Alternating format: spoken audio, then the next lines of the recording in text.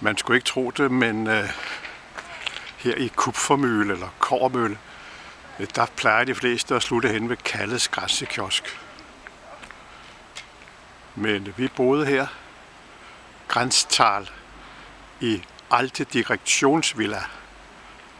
Og så mødte der et syn herinde, som er rigtig, rigtig flot. Som man ikke ved. Hvis man ikke lige går herned, der vil man se, hvorfor det hedder Kobbermølle, Kupfermølle. Om et øjeblik så bliver det afsløret. For her til venstre,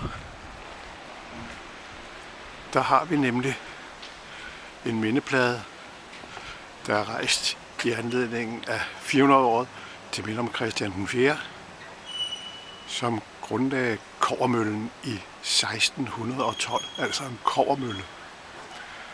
Og her har vi et fint byste af Christian den 4., og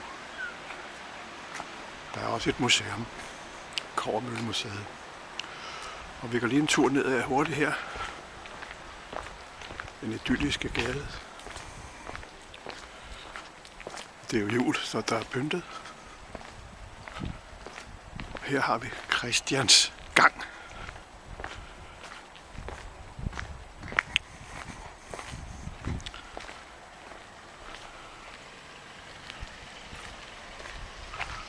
Og sådan fortsætter det ned igennem.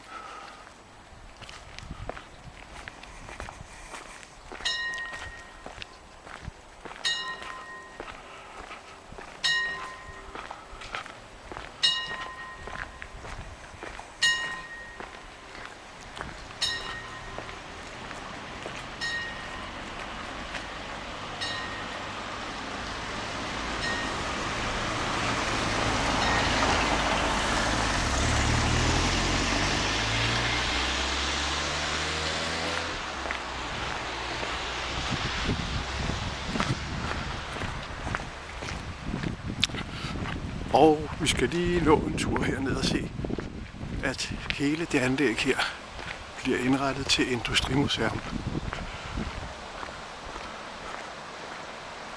Den A.P. Møllerske Støttefond. Industrimuseum Kupfermølle. Og nu kan I høre møllen i baggrunden. Det er nemlig vandmøllen.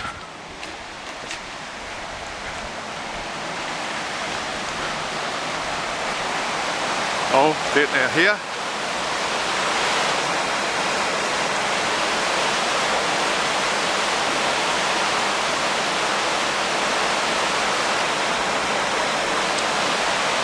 Og det er Krusåen. Krusåen, derfor navnet Kruså. Og vi er jo ganske få kilometer fra den dansk-tyske grænse. Og her er historien.